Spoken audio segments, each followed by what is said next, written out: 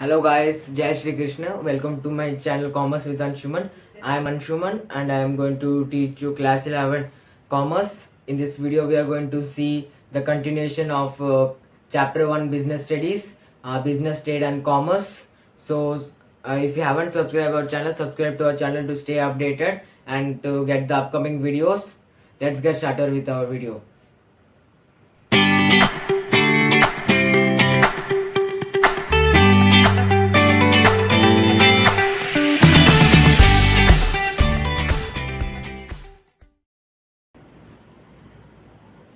So the first topic of our video is multiple objectives of business.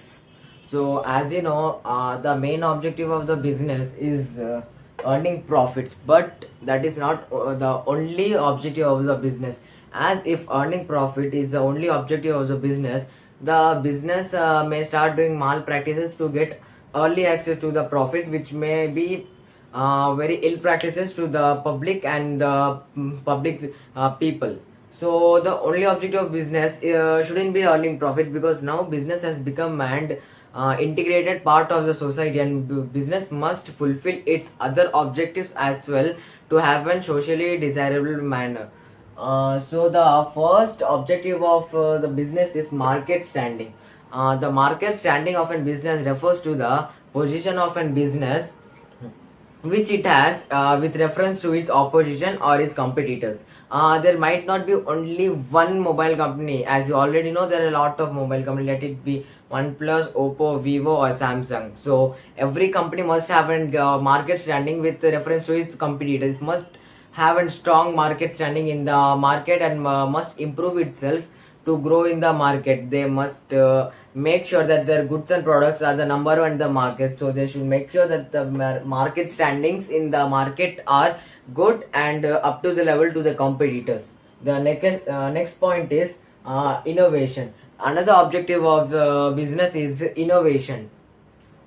Without innovation, a company cannot be there for a long term. Innovation is are of two types, that is product goods and services innovation, and the activities or skills for the supply of goods and services. As you already know, a same good won't last for the next 5 years or 10 years. There must be an upgradation or modification in the same product. Hence, in innovation is the meaning in which people create, modify a new thing, through which they can live a much more comfortable and easy life.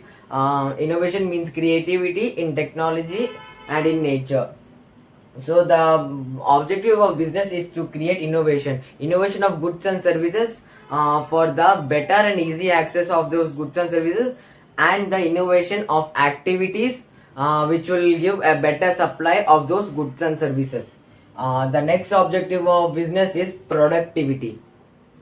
For a long run, the business must ensure its productivity. That is, if a business has more productivity from its workers, the business has more chances of profit, as the workers productivity is up to the level and up to the mark. If the productivity of the workers and the enterprise is not up to the level, they must make sure that the productivity must go high. That is, the amount of inputs is happening inside the company, there should be at least the equal amount of output which will happen after the production. So the input and the output must be same, and the output shouldn't be less than the input. There should be a productivity within the company and the workers. The next point is physical and financial resources. Every company needs physical and financial resources. Physical in terms of plants, machineries, buildings, offices, and etc. And financial resources are those capitals or funds which they need for the everyday activity of their business. So every business must have the particular physical resources and financial resources to meet the daily requirements for their business every day. As you already know, business may not be there for a long run if there are no required physical and financial resources. The next objective of business is to earning profits. As you already know, in the starting of the video, we said that earning profits is not only the only objective of the business, but you can say that earning profits is one of the main objectives of business. or you can say the main objective of business. Earning profit is that too. The profits earned should be related to the comparison of the capitals employed. The capital invested are to be relatable with the profits, as profits are necessary for the survival and the long run of an business. The next objective of business is manager performance and development. As you already know that there are a lot of managers required for conducting and coordinating of various activities in the business. So the company must provide motivating manager programs so that those managers are up to the level in the work and are always productive, so that there should be managers better performance and a development in manager with time over time, and the manager manage the business in all forms and let the business into high skies. The next point is worker performance and attitude. As you already know, let it be a small to small worker, every worker's contribution matters to the business. If the performance of the worker is not up to date, if the workers are not in good attitude or not in good relations with the managers, they may not work with full productivity. The performance of the workers and the attitude of the workers will directly relate to the performance of the business. So there should be a good attitude between the workers and the employers, and hence the workers performance will greatly enhance, and it will greatly affect the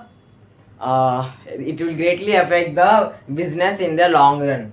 The last point of the objectives of business is that social responsibility.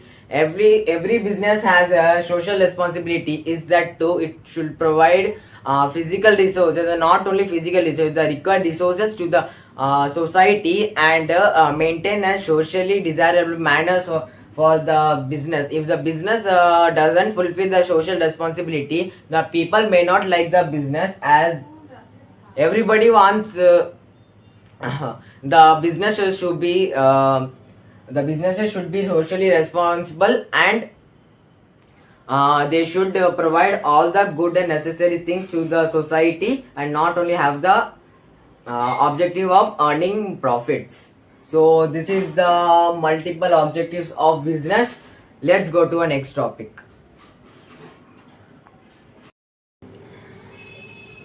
So the next topic of the chapter is business risk and nature of business risk. What is business risk? Business risk is the inadequate profit or the chances of loss due to uncertainties or unfavorable events. It can happen due to a lot of reasons, such as for fluctuation in the market, change in people's taste and preference, and improvement in technologies, change in demand and supply, change in government policy, and a lot more. So there are two types of business risk. The first one is the speculative risk. Speculative risk is when people can either speculate whether there will be a gain from the risk or there will be a loss from the risk. It can be known as when there's a change in taste and preference of the people. If the change is in for the product which is already from your company, then it might give you a gain or profit from it. But if the change in taste and preference of the people is not from a product of your company, but to some other company's product, then it will be a loss for you. So speculative means either gain or either loss. The second one is pure risk. Pure risk is known as either through the occurrence of the event there will be sure loss, or there will be no loss. It means that if fire, strike, or theft happens, there will be obviously loss. But in the absence of this event, there will be no loss. So if these events occur, there will be loss. But if these events don't occur, there will be no loss. But in pure risk, there is a risk of fire, theft, or strike, and etc. kind of things. So when those things occur, the loss will be there. But the risk of those things occurring, but still which hasn't occurred right now, it will have no loss. So pure risk is either risk is for sure, or there will be no loss. And when no loss is there, there is no gain. There is nothing to gain, even when no loss has occurred in this pure risk. So next is nature of business risk. So have you understood the business risk? After understanding business risk, you can come to the nature of business risk. There are four natures of business risk. The first one is business risk arise due to uncertainties. As you already know, business risk can arise due to uncertainties, which can be either by human or the out of human control. Which can be natural calamities, government change in government policies, or you can say the change in people's taste, new fashion and trends, and the change in demand and supply or price of a product. So businesses arise due to uncertainties is that nobody knows that change in the present will determine what will the future of the business in terms of their goods and services. Risk is an essential part of every business. Risk is always an essential part of every business. It can only be minimized, but it can never be eliminated from any kind of business. It can vary from small business to large businesses. The amount or size of the risk can be varied, but there is no business in this world which has no risk. Every risk has to be a part of in the business. So risk is an essential part of your business. The third point is degree of risk depends mainly upon the size of the business. It determines that the nature of your business, which is the type of goods and services which are produced and sold, the type of goods and services which are produced and sold will determine the amount of risk. Um, and the size of the business is that what is the volume in which the production and the sales are going on.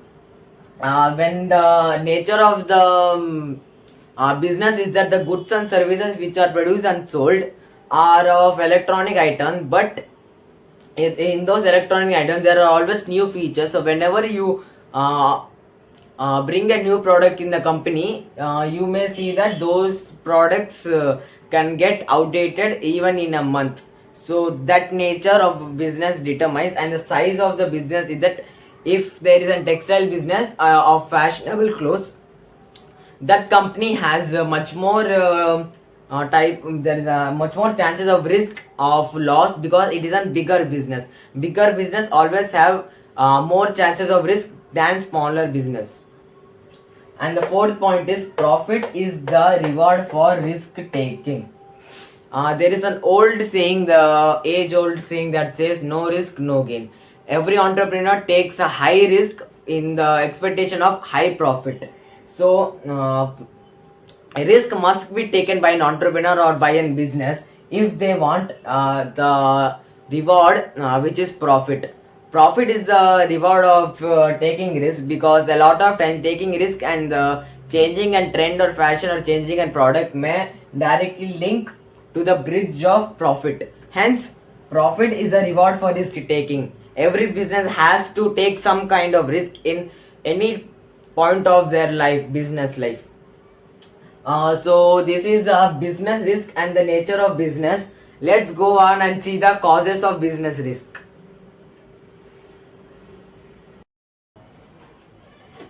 Now coming to the next topic of chapter is causes of business risk. After learning the business risk and the nature of business risk, now we will learn the causes of business risk. There are four causes of business risk. The first is natural causes. Natural causes are the causes which are done by the nature, in which there are no human controls, which can be known as famine, droughts, floods, heavy rains, earthquakes, and a lot more. When these types of natural calamities hit the business property, it can affect the income of the business.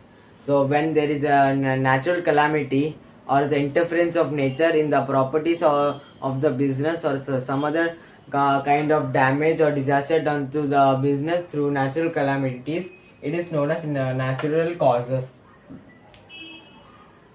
The second cause is the human causes.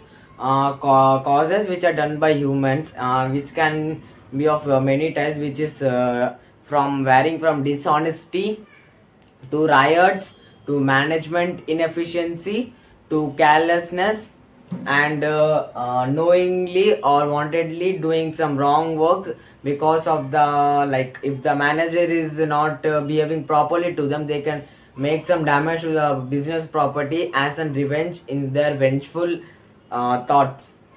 Human causes can happen like strikes, riots, and all those things, like I already said, carelessness, when the risk is undertaken due to causes which are done by humans in any kind of direct or indirect way, that is known as human causes.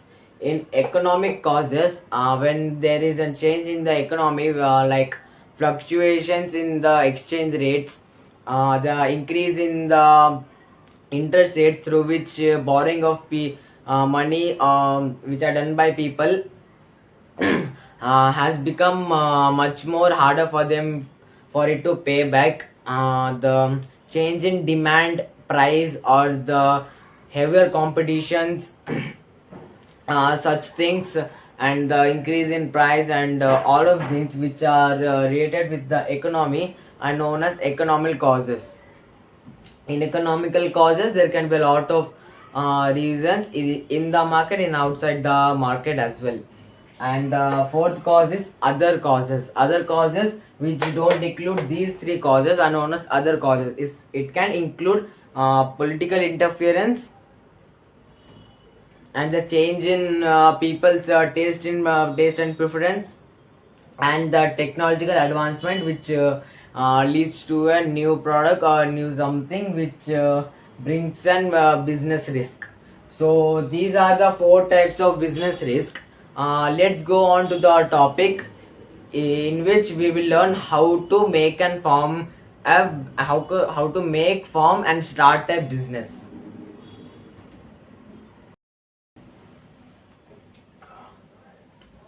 Now the last topic of our chapter is starting a business. So the basic factors of how to start a business. Here are all the basic factors of how to start a business. The first factor is to select the line of business. The first thing to decide while starting a business is to the nature of business and the size of the business. It's the entrepreneur's decision to know that what will be the product that they will launch, and what will be the kind of business that they are going to do. It will be termed with the customers requirement in the market and the technical enhancement of the product. And the line of business is that what will be the size of the business, and what will be the nature of the business, what are the types of goods and services which will be provided and produced in the business. So that selection of the line of business must be selected by the entrepreneur, which will be then regarded with the requirement of the customers in the market, and then with the technical enhancement, the next processes should be done. The next decision which should be taken should be known as the size of the business. The entrepreneur must know what would be the size of the business. The size of the business may vary, that if the entrepreneur is very sure that this product will sustain in the market and for a long run, and he has the capacity and the ability to gain lots of capital and lots of funds for that product, and make it into large production, have large sales campaign. Then if he has the confidence, then he might start with a large scale business. But if there's an high chance of risk and the product not going well with the market, then the entrepreneur can choose with a small scale of business. The third point is the choice of form of ownership. As you already learn a lot of types of ownership, you are going to learn a lot of type of ownership in the upcoming chapters, such as sole proprietorship, companies, joint stock companies, cooperative houses, and a lot.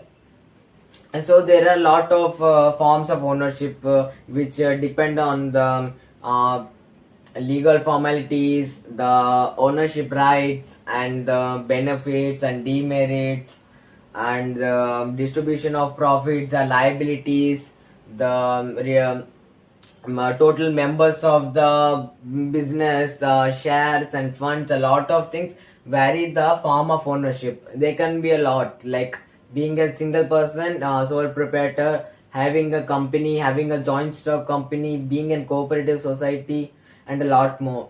So you should make sure what will be the choice of form of ownership. The fourth point is location of business enterprise. After knowing all these three, that what will be the selection of line, what will be the size of the firm, and what is the kind of ownership, you must know the location of business enterprise, as it will be a game changer for your business. If you keep a location of your business enterprise away from the market or away from the place where the raw materials are getting, the production cost may go high, because travel expenses may go high, and you cannot give the best experience of goods and services to your customers due to this location of business. The location of the business must be near the markets and near the industries, so that the incoming of the inputs and the outgoing of the outputs would be much easier and faster and cost efficient. And it can also be near to the ports, which through which they can export and import the things. A location of a business controls a lot of things. The next point is the financing the propositions. uh, Financing the proposition means a lot of things, such as there are a lot of fixed assets, like building, machines and offices, and a lot of current assets, like raw materials, debts, and the debts, and a lot of things. So these current assets and fixed assets are going to meet the requirements of the company, and with the natural resources and that they have obtained, they are going to just produce a good product through them. So the first thing that the company should know is that how much is the capital needed for this kind of business, and from where we can raise that fund or capital for that business. And the third and most important is that the proper utilization of those capital or fund, which will give the best outcome of the business. So the management of the finances, which are capital, funds, assets, etc. of the business, are the financing the propositions. The sixth point is the physical facilities. There are a lot of physical facilities, as you already know, which are in physical form, such as the machines, the buildings, the plants, the raw materials, a lot of things. The physical facilities should not be in scarce. It should not be in lack, the scarcity. The physical facilities are, as you already know, the examples. It should always be in adequate amount. The physical facilities, such as the officers and the plants and the machinery, should always be maintained, and it should be in proper conditions, as it will determine the productivity of those assets, which are machines and offices. And after you have finally known the location, the management of the finance, and the physical facilities, after you have known and have the knowledge of all these three things, you should know the plant layout. Plant layout is the arrangement or planning of the plant or layout, where the machines of all the physical facilities, such as machines and plants and offices, will be arranged in a particular place or land, where all the processing and the production work would be done. After that, the plant layout, you must find competent and committed workforce. If you don't have competent and committed workforce, there would be no use of the business, because the if the workforce is not productive or not giving the best outcome would not come from the business. There should be motivation and proper training of the workforce, and they should be must committed to the works, and they should be competent with their work. So the foundation of the committed workforce and their competency must be there, and a proper management staff should be there for the management, and all the goods types of benefits should be given to them so that they can have their 100% productivity and give the best for the company. And after that, it is tax planning. As you already know, there will be a number of laws, tax laws in the countries. It is a very necessary thing nowadays, because as you already know, there are a lot of tax laws in the countries, and every tax law must be followed. A company must follow tax laws. It is very necessary for them. The taxes can vary from GST to where property tax to a lot of tax. All the taxes must be planned very properly and paid to the government time to time, or else it might create some trouble for the companies and bring them to the court. And the last point for the formation of a business is launching the enterprise. After all this process, finally you have to launch your enterprise. You should finally launch your enterprise, for launch your product, start the production of the goods and services, start the processing, start the take the funds and buy the raw materials, and start the whole process of buying the raw materials and doing the production of the final good, transporting them to the wholesalers and retailers, and starting the sale campaigns and the advertisement through which everybody would know your product. And this will be the last step by launching the enterprise and launching the product in the market. And now the only thing which you can do is to know the reaction of the market and know what will be the outcome of your product and business. So this was the lesson, business, trade and commerce. I hope so you like my video. Please like, share and subscribe my videos. With this first chapter of business studies gets over. Thank you for watching my video.